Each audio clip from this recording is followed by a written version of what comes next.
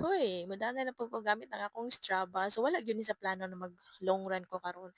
Tapos kabubuhan talaga ng babae. Kaya nga no, ang nasit-day na ako sa akong Strava kay walk. Grabe nakuratan ko pag human ako. Naka 24,000 walk ko. Anong walk man eh. Dito pa jud na ako nakita pag human. So nag-start ko sa Tugbungon, Torisali, Pata, and then paingon sa Sabang. Wala jud sa plano kalitan na jud ni siya ba.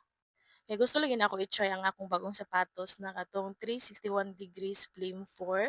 Kung unsa ba jud siya sa tiil. Sa paggamit na ako, okay man siya niya. Grabe kagaan. Tapos while nagdagan ka, mo jud kag itulak kay mag-bounce-bounce jud siya. Isa pod sa napansin ako ani sapatusan no kay dili siya pwede og kanang pang slow run kay murag magsakit ang tiil.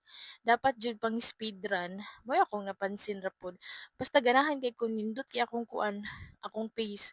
So nakita niyo da nag 6, nag 7 dala bang pace sa ano sa walk og sa run kay naset man jud nako sa walk. Uy kabubukan talaga. Huy.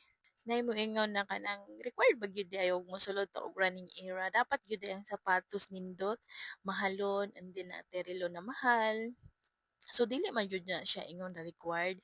Kung wala pa tay budget, pwede ra gyud kaayo ta mo palit og kanang pang running shoes na okay-okay. Kay dili man jud na siya ingon required. Unya, depende ra pod sa imo ba. Ang importante da is kanang comfortable sa imong tiil ba. Pero kung nana kay sapat na budget, why not mag-invest ta og kanang medyo mahal-mahal, di ba? Dugay-dugay pag wala naka half marathon kaya last na ako katong sa San Jose Dinagat Island na grabe jud ka uphill. Nya karon po ko nakabalik.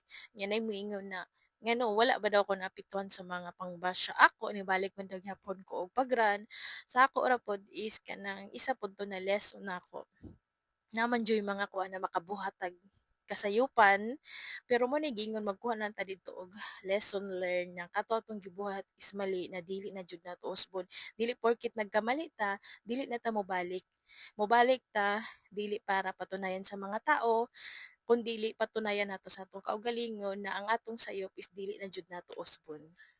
Kay mao nay giingon kitang tanan na jud tay kasayupan dili ta perpekto aning kalibutana.